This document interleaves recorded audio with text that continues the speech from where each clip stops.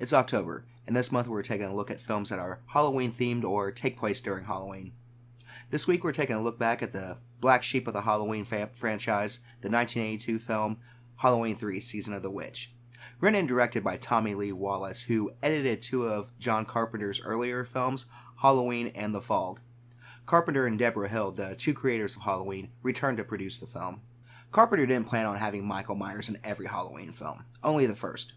He wanted a different Halloween-related story each time, but after the first Halloween was such a success, producers forced him to use Michael Myers again. Well, he did, but he killed off Myers and Loomis to be done with them. Then he produced Season of the Witch to get back on track. But at that point, people were expecting a Myers again, so it failed at the box office.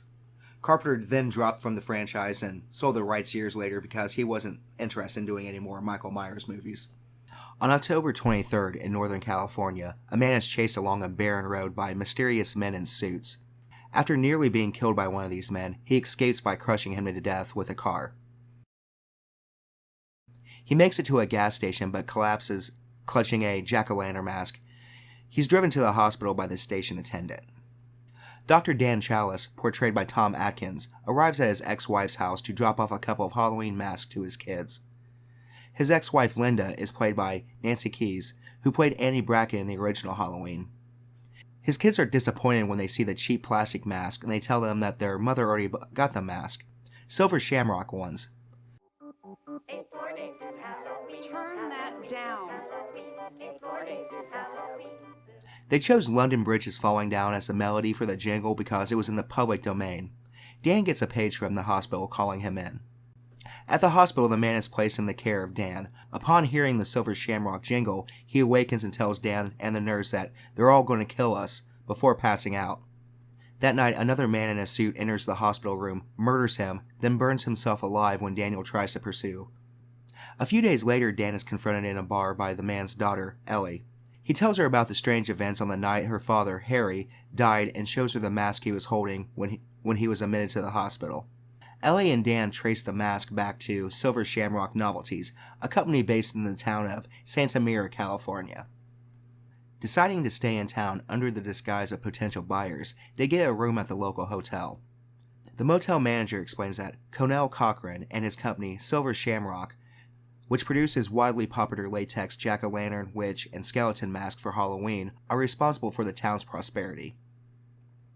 While signing the motel register, Daniel learns that Harry stayed at the same motel before he arrived in town. Other motel guests include shop owners Marge Gutman and Buddy Kupfler, Buddy's wife Betty, and their son, Little Buddy, who all have business with the company's factory. Man, I miss being a kid back in the 80s. A local vagrant tells Dan about Cochran and spouts crazy plans to burn down the plant in retaliation for not being hired there. But some blank-faced men in suits show up after Daniel leaves and decapitates the vagrant. Dan arrives back at the hotel and has a little fun with Ellie. Meanwhile, Marge finds a stone microchip on the back of the Silver Shamrock button. She's zapped in the face by its laser beam after poking it with a hairpin, killing her via massive burns across her face and causing a large insect to emerge from the wound.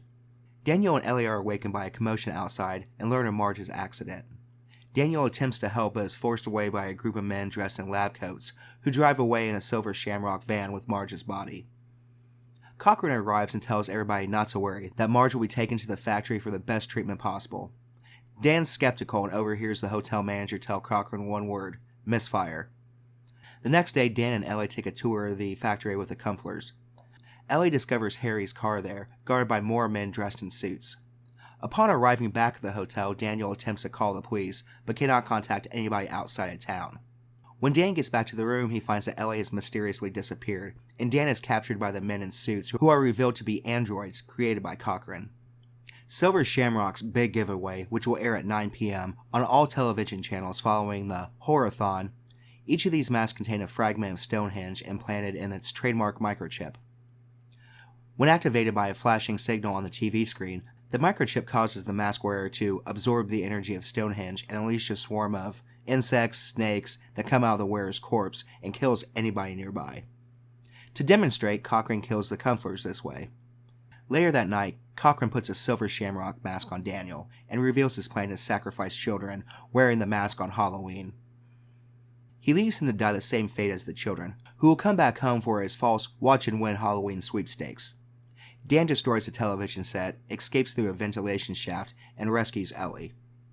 He dumps the microchips from the overhead rafters and activates their signal with the commercial, killing Cochran's employees, while Cochran is vaporized by the Stonehenge rune that he was using to create his mask, leading to a massive fire that destroys the entire factory. As the two drive away, Ellie attacks Daniel, revealing herself to be an android duplicate. We can only assume Cochran's henchmen killed her. Daniel crashes the vehicle and decapitates the android with a tire iron. On foot, Daniel arrives at the same gas station that we saw at the beginning. There he contacts the television stations and attempts to convince all the station managers to remove the commercial. At the same moment, a group of trick-or-treaters, wearing the mask, arrive at the station to participate in the big giveaway on the TV.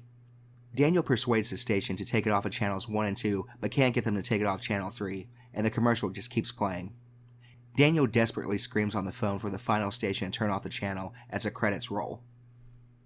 There you have it, Halloween 3, Season of the Witch.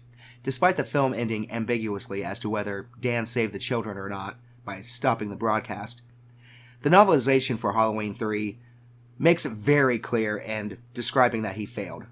It's described that the endless screams of dying children could be heard throughout the station, the town, and land beyond. Now, this film was just titled Season of the Witch. I don't think it'd be shit on as much as what it is now.